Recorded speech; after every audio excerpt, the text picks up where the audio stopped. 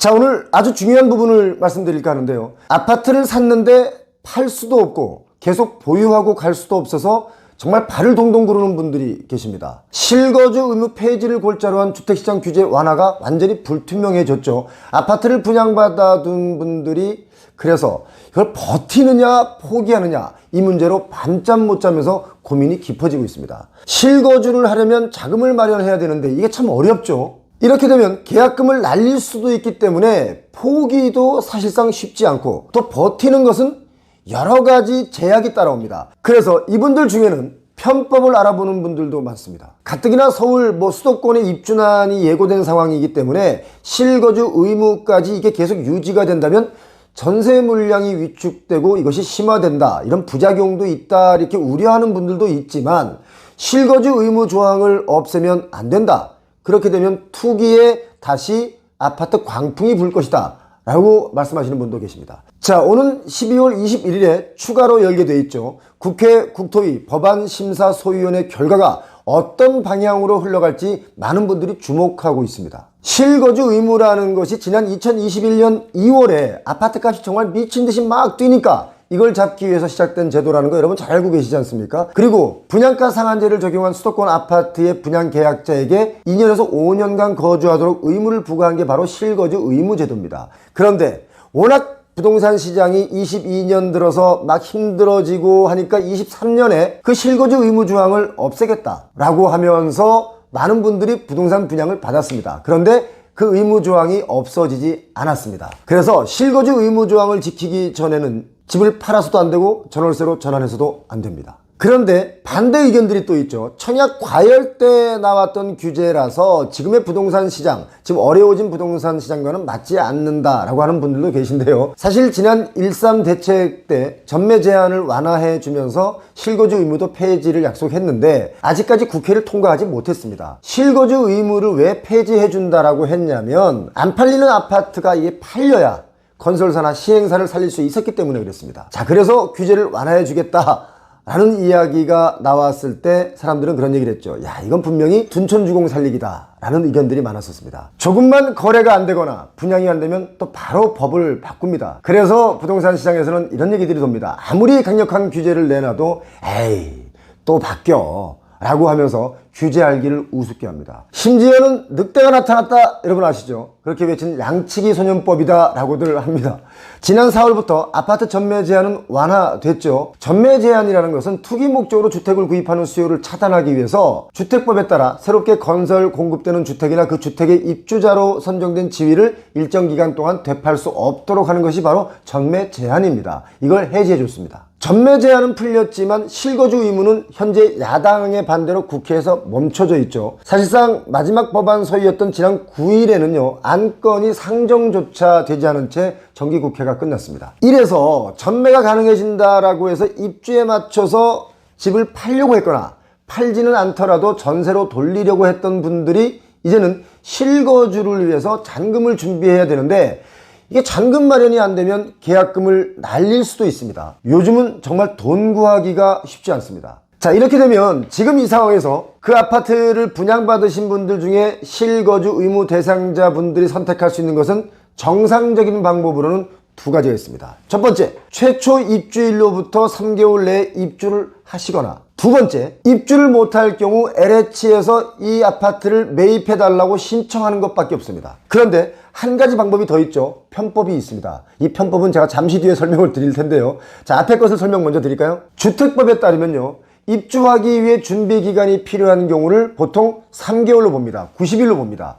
주택법 57조에 보면 또 이런 얘기가 있죠. 실거주 의무자가 특별한 사유 없이 거주 의무 기간 내에 거주를 못하는 경우 거주 의무자는 대통령령으로 정하는 바에 따라 LH에 해당 주택 매입을 신청해야 한다. 이렇게요. 자, 그러면 LH는 거주 의무자에 해당 주택을 매입하려면 한 14일 이상의 기간을 정해서 거주 의무자, 그러니까 수분양자에게 의견을 제출할 수 있는 기회를 줍니다. 그렇게 되면 최초 입주일로부터 90일, 3개월이니까, 그리고 여기 14일, 그러면 104일 이내에는 입주자 입장에서는 어떤 결단을 내려야 됩니다. 그러면 또 궁금한 게 있죠. LH는 이 아파트를 얼마에 사들이느냐, 이겁니다. 궁금하지 않습니까? 거주 의무자의 입주금의 은행 1년 만기 정기예금의 평균 이자율을 적용해서 그 이자만큼 얹어서 집값을 책정하게 되어 있습니다. 그렇게 되면 또 나중에 분양가보다 집값이 뛰면 LH는 뛴 만큼 값을 얹어서 팔게 되는 거겠죠. 자, 그런데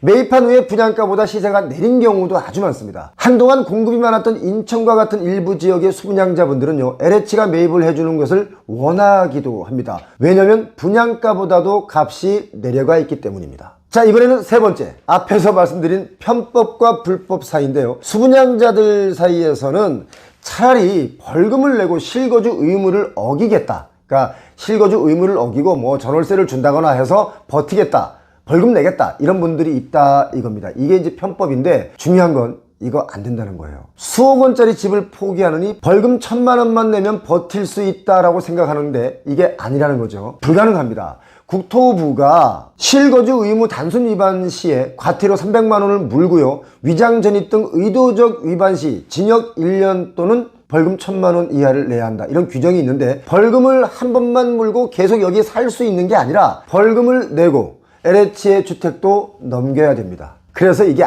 원천적으로 막혀 있습니다 지금. 그러니까 잠을 못 자는 겁니다. 자, 그리고 또 한 가지, 불법 행위자가 처벌 대상이지 않습니까? 그래서 실거주 의무 대상자의 주택을 사신 매수자 또는 해당 주택의 전월세 계약을 체결한 임차인은요, 처벌받지 않는다, 처벌받지 않습니다. 다만 이것 꼭 기억하십시오. 이거 모르시면 정말 큰 낭패 봅니다. 결국 LH의 주택을 넘기기 때문에 이분들 물건을 매수한 분들이나 임차한 분들은 주택을 잃게 됩니다. 바로 이겁니다. 이래서 위험한 겁니다. 국토부에 따르면 실거주 의무를 적용받는 수도권 아파트는 지난달 총 72개 단지 47,500여 가구가 되는데요. 법이 통과되지 않으면 이분들의 주택 전세 전환이 막히면서 전세 매물도 위축될 수 있다, 이런 의견들이 있죠. 자, 일반 분양만 4,786가구였던 바로 올림픽파크 포레원, 이 아파트가 올해 1월 정부의 규제 완화에 힘입어서 미계약분을 다 털어내고 완판을 했고, 심지어 어떤 호수는 피가 붙었다, 이런 얘기들도 많이 돌았었습니다. 자, 실거주 의무 폐지 여부에 따라서 이 아파트의 향방이 이제 완전히 바뀌게 되는 겁니다. 직장을 옮긴다거나 학교를 다닌다거나 하는 불가피한 이유로 실입주를 못하는 경우도 있을 수 있지만, 많은 사람들의 의견은 실거주 목적이 아니었으면 처음부터 투기다 라는 의견도 많습니다. 실거주 못하는 특별한 사유를 가지고 계신 분들 물론 많습니다. 실거주 의무 폐지만 믿고 또 그냥 분양받으신 분들도 많이 있죠. 뭐? 집에 약정 끝난 인터넷 정수기 가만 놔두고 있었다고? 손해보고 있는 거야 너. 온라인 대리점에 전화 한 통이면 인터넷 TV는 최대 47만원, 정수기는 최대 30만원, 둘 다 바꾸면 77만원을 설치 당일날 받을 수 있어. 쓰던 요금 그대로 새 제품 받고 지원금까지 받는데 안 쓰면 손해지. 아유, 뭐 말도 안 되는 소리라고? 전에 가전 렌탈 쪽에 독보적인 1위 아정당이라는 곳이 있어. 365일 밤 10시까지 상담해 주니까 지금 해봐. 지금 이 영상 보시고 아정당 유튜브로 가셔서 이벤트 참여하시면 선물을 받을 수도 있습니다.